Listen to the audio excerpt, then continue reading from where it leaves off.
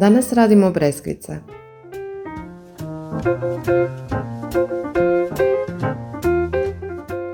Prvo sam pjenasto izmiksala 8 jaja i 500 g šećera.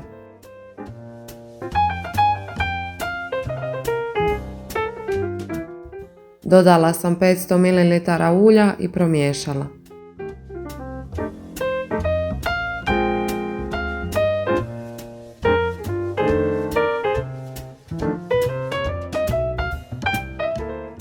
Postepeno sam dodavala kilogram i 600 g brašna i 1,5 prašak za pecivo. Tijesto je na kraju glatko i mekano i ne lijepi se za podlogu. Tijesto umotajte u plastičnu foliju dok ne radite s njim kako se ne bi osušilo. Pekla sam ih na 150 stupnjeva 10-15 minuta. S gornje strane bi trebale ostati svijetle, a s donje lagano potamniti. Ove su se mogle peći i minutu kraće. Breskvice se moraju dubiti odmah jer su tvrde kao kamen kad se ohlade. Ostavila sam ih samo par minuta da se prohlade pa izdubila nožićem.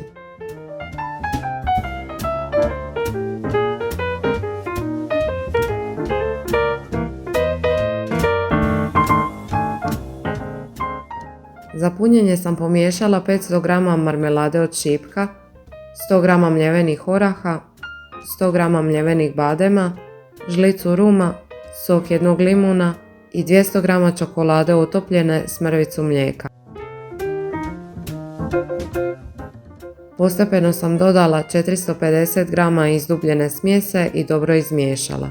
Ako vam ostane izdubljene smjese, možete ju iskoristiti kao zamjenu za keks u nekom drugom receptu, a od ostataka smjese za punjenje možete puniti kiflice ili raditi kuglice.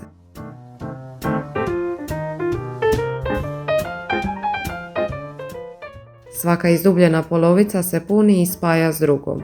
Ja ih napunim uvijek malo više da polovice ne budu skroz slijepljene.